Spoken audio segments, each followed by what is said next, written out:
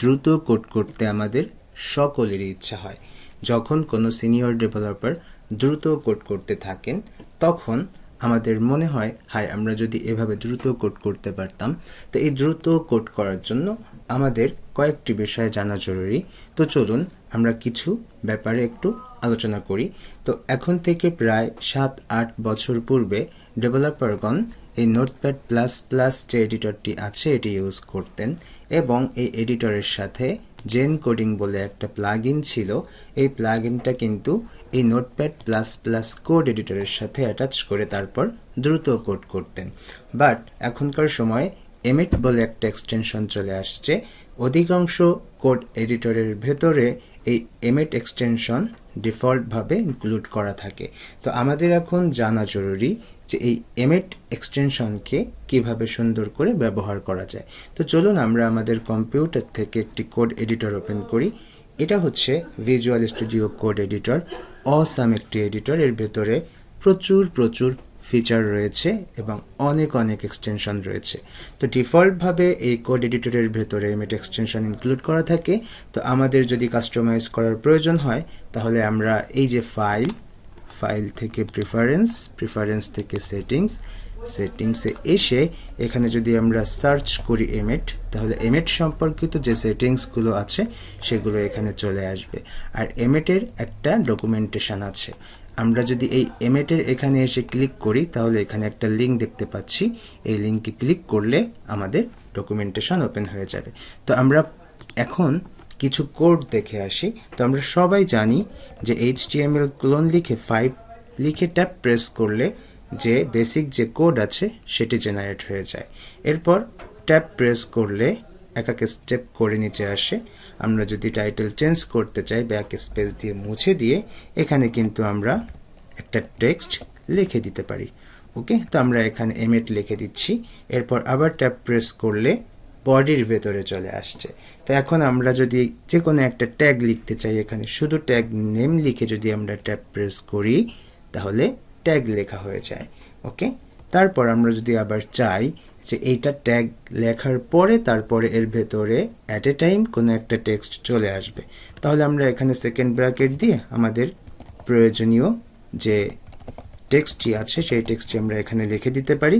লেখার পর সেকেন্ড ব্র্যাকেটের বাইরে এসে আবারও যদি আমরা একটা ট্যাব প্রেস করি তাহলে আমরা দেখতে পাচ্ছি ট্যাগের ভেতরে টেক্সট চলে আসছে। এরপর আমরা যদি প্যারাগ্রাফ চাই তাহলে পি লিখে ট্যাব প্রেস করলে প্যারাগ্রাফ ট্যাগ চলে আসছে। এরপর যদি আমরা অনেক বড় একটা টেক্সট জেনারেট করতে চাই তাহলে লরাম লিখে এখানে যতগুলো ওয়ার্ডের টেক্সট চাচ্ছি ততগুলো ওয়ার্ড লিখে দিলে ওই ওয়ার্ডের একটা টেক্সট জেনারেট হয়ে যায়। মনে করুন আমরা 30 ওয়ার্ডের একটা টেক্সট চাচ্ছি, তো এখানে 30 ওয়ার্ডের একটা টেক্সট জেনারেট হয়েছে। তো আমরা যদি চাই 30 না 100 ওয়ার্ডের একটা টেক্সট জেনারেট করতে চাচ্ছি তো সেটিও কিন্তু আমরা জেনারেট করে ফেলছি। তো এভাবে কিন্তু দ্রুত কোড করা যায়।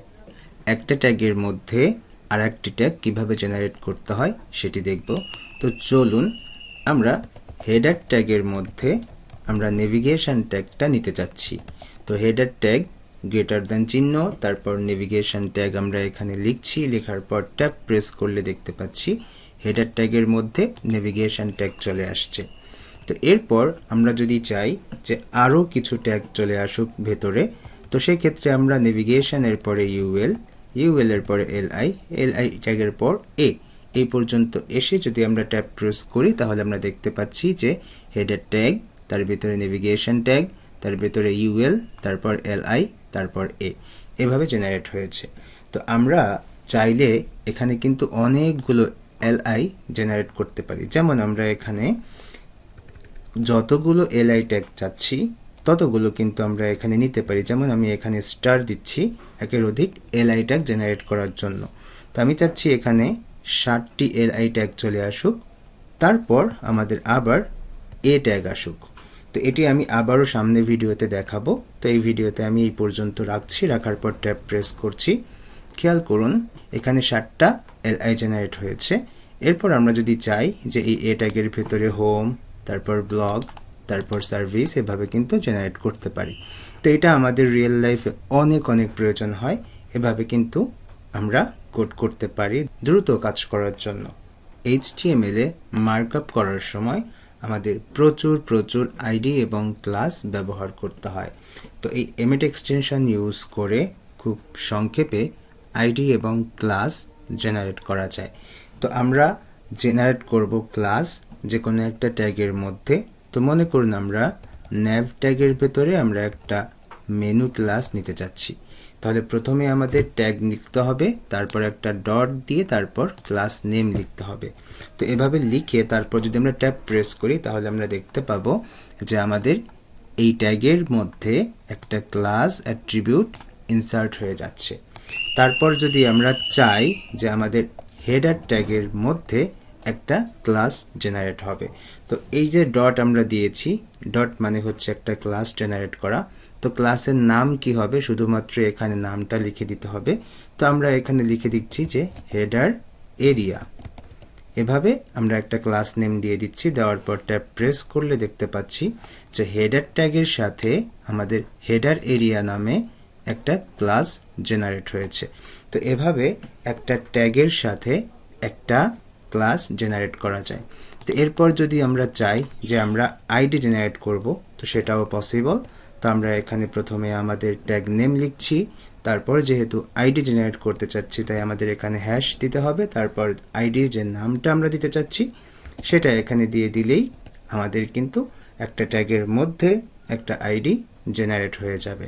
তো আমরা সেমভাবে যদি এরকম হেডার ট্যাগের ভেতরে হেডার এরিয়া নামে একটা আইডি জেনারেট করতে চাই, তো ট্যাগ নেম লিখে হ্যাশ দিয়ে আমাদের আইডির যে নামটা হবে সেটা কিন্তু এখানে আমরা দিয়ে দিতে পারবো। তো হেডার এরিয়া এভাবে আমরা দিয়ে ট্যাব প্রেস করছি। তো আমরা দেখতে পাচ্ছি হেডার ট্যাগের মধ্যে আমাদের একটা হেডার এরিয়া নামে একটা আইডি জেনারেট হয়েছে। আমরা যদি এখানে ট্যাগ লিখি তাহলে সেই ট্যাগ চলে আসছে, কিন্তু আমরা যদি ট্যাগ ছাড়া লিখি, যেমন আমি এখানে লিখতে চাচ্ছি মেনু, সেক্ষেত্রে আমাদের এই জায়গায় একটা ট্যাগ অটোমেটিক্যালি চলে আসবে, সেটি হচ্ছে ডিপ ট্যাগ। তো আমরা যদি কখনো কোনো ট্যাগ ছাড়া শুধুমাত্র ডট দিয়ে লিখি তাহলে সেই ক্ষেত্রে আমাদের এখানে ডিপ ট্যাগ চলে আসে। তো এটা একটা মজার ব্যাপার। আবার যদি আমরা এখানে হ্যাশ দিয়ে যদি আমরা আইডির নাম দিয়ে দেই তাহলেও কিন্তু আমাদের এখানে একটা ডিপ ট্যাগ জেনারেট হয়ে যায়। তো আমরা কোনো ট্যাগ নেম না লিখলে ডিপ ট্যাগ চলে আসবে। আর যদি আমাদের কোনো একটা স্পেসিফিক ট্যাগের প্রয়োজন হয় সেক্ষেত্রে আমরা ট্যাগ নেমটি লিখে দেব। একটা ট্যাগকে কিভাবে বারবার রিপিট করা যায় সেটি দেখব। দ্রুত কোড করার জন্য এই সম্পর্কে জানা খুবই প্রয়োজন। তো মনে করুন এখন আমাদের অনেকগুলো সেকশন ট্যাগ প্রয়োজন, সেক্ষেত্রে আমরা এখানে লিখতে পারি সেকশন। কতগুলো দরকার, মনে করুন 60টি দরকার। তো তার জন্য আমরা এখানে একটা স্টার দিয়েছি, তারপর 7 দিয়েছি। তো এরপর যদি আমরা ট্যাব প্রেস করি তাহলে আমরা দেখতে পাচ্ছি যে এখানে আমাদের 60টি সেকশন ট্যাগ জেনারেট হয়েছে। বাট আমাদের তো এভাবে প্রয়োজন না, আমাদের একটু অর্গানাইজভাবে প্রয়োজন। তো সেক্ষেত্রে আমরা এখানে একটা ক্লাস নিচ্ছি, মনে করুন আমি এখানে এরিয়া নামে একটা ক্লাস নিচ্ছি। নেওয়ার পর তারপর আমি এখানে যতগুলো দরকার ততগুলো জেনারেট করছি। খেয়াল করুন তো এখন আমাদের কি হলো, প্রত্যেকটা সেকশন ট্যাগে একটা একটা করে ক্লাস অ্যাড হয়েছে। বাট এটাও তো আমাদের প্রয়োজন না, কারণ আমাদের প্রত্যেকটা সেকশানে আলাদা আলাদা ক্লাস প্রয়োজন। যেমন slider area, blog area, service area, এভাবে আমাদের কি হয়, প্রত্যেকটা ক্লাস চেঞ্জ হয়। তো সেটাও কিন্তু আমরা এখান থেকে করে ফেলতে পারি। যেমন আমাদের এই এমেট এক্সটেনশনের মাধ্যমে আমরা কিন্তু ক্রমিক নাম্বার জেনারেট করতে পারি। ক্রমিক নাম্বার জেনারেট করা বলতে যেটা বোঝায় 1, 2, 3, 4 এভাবে জেনারেট করতে পারি। তো সেটা করার জন্য এমন হতে পারে যে এরিয়া, এই জায়গাটায় আমরা একটা ক্রমিক নাম্বার জেনারেট করতে চাচ্ছি। তো ক্রমিক নাম্বার জেনারেট করার জন্য $সাইন ইউজ করতে হয়। তো $সাইন ইউজ করলাম, এরপর স্টার দিয়ে যতগুলো দরকার ততগুলো দিয়ে দিচ্ছি। এইবার খেয়াল করে দেখুন আমাদের কিন্তু এবার ক্লাস নেম ভিন্ন হয়েছে। তো এভাবে কিন্তু রাখা যায়। তো এরপর আমি যেটা ইউজ করি সেটা একটু শেয়ার করি আপনাদের সাথে। তো আমার যেহেতু একটু চেঞ্জ করা লাগে, তাই আমি প্রথমে এভাবে ক্লাস নেই যে header area, slider area, blog area, এভাবে আমি প্রত্যেকটা সেকশানে এক একটা করে ক্লাস নেই এবং সেইগুলোর একটা নামকরণ করি। তো সেই ক্ষেত্রে যেটা করা যায় সেটা হচ্ছে আমরা প্রথমেই একটা ডলার সাইন দিচ্ছি। ডলার সাইন দিয়ে প্রথমেই আমরা একটা নাম্বার জেনারেট করব, তারপর আমরা একটা হাইফেন দিব, হাইফেন দেওয়ার পর তারপর আমরা এখানে এরিয়া নিয়ে নিতে পারি। তো আমি এখানে এরিয়া নিচ্ছি, নেওয়ার পর এরপর আমাদের যতগুলো দরকার ততগুলো আমরা এখানে নিয়ে ট্যাপ প্রেস করছি। এইবার আমরা এখানে এসে এইটাকে আমরা ছোট্ট করে চেঞ্জ করে দিতে পারি, যেমন স্লাইডার এরিয়া। তারপর এখানে এসে এটাকে চেঞ্জ করে দিতে পারি যেমন ব্লগ এরিয়া। এরপর এটাকে আমরা চেঞ্জ করে দিতে পারি যেমন সার্ভিস এরিয়া। এভাবে আমি আর কি ছোট করে চেঞ্জ করে ফেলি, যে খুব দ্রুত কোড করার জন্য এটা কিন্তু আমার কাছে খুবই খুবই প্রয়োজনের একটা জিনিস। দুটি ট্যাগকে কীভাবে পাশাপাশি জেনারেট করা যায় সেটি দেখব। যেমন এখানে হেডিং ট্যাগের পাশে আমরা প্যারাগ্রাফ ট্যাগ জেনারেট করতে চাচ্ছি, তাই একটা প্লাস দিয়ে ট্যাব প্রেস করলে দুইটা ট্যাগ পাশাপাশি জেনারেট হয়েছে। তো এরপর আমরা চাচ্ছি যে প্রথম একটা হেডার ট্যাগ আসুক, তারপর সেকশন ট্যাগ আসুক, এরপর ফুটার ট্যাগ আসুক। ওকে, তো এভাবে লিখে তারপর ট্যাব প্রেস করলে দেখতে পাচ্ছি যে আমাদের তিনটা ট্যাগ পাশাপাশি জেনারেট হয়েছে। বাট এটি কিন্তু অর্থবোধক হলো না, তাই না? তো আমাদের একটু অর্থবোধক করা দরকার। যেমন হেডারের সাথে আমরা একটা হেডার এরিয়া ক্লাস নিচ্ছি। ওকে, তো এরপর আমরা কয়েকটি সেকশন ট্যাগ নিব।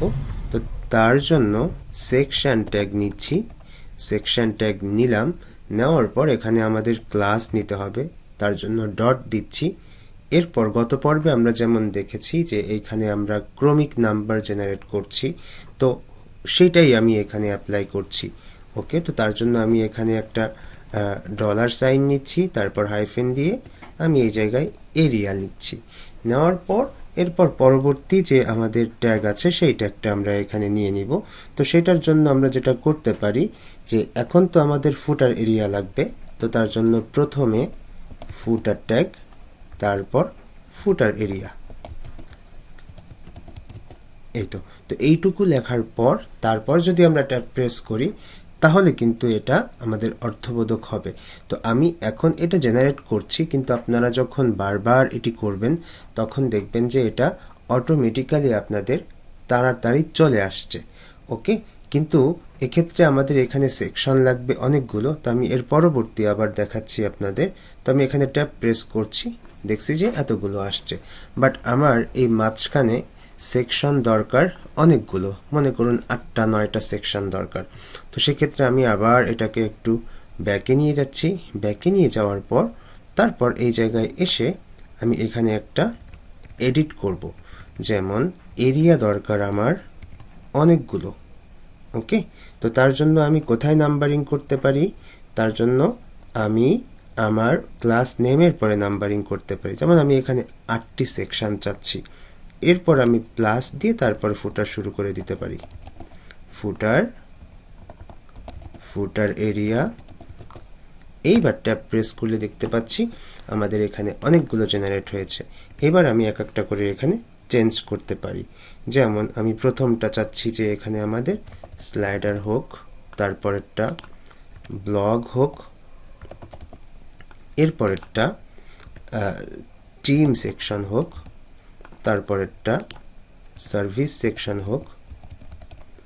ওকে, এরপরেরটা আমাদের গ্যালারি সেকশন হতে পারে অথবা টেস্টিমোনিয়াল সেকশন হতে পারে, টেস্টিমোনিয়াল সেকশন।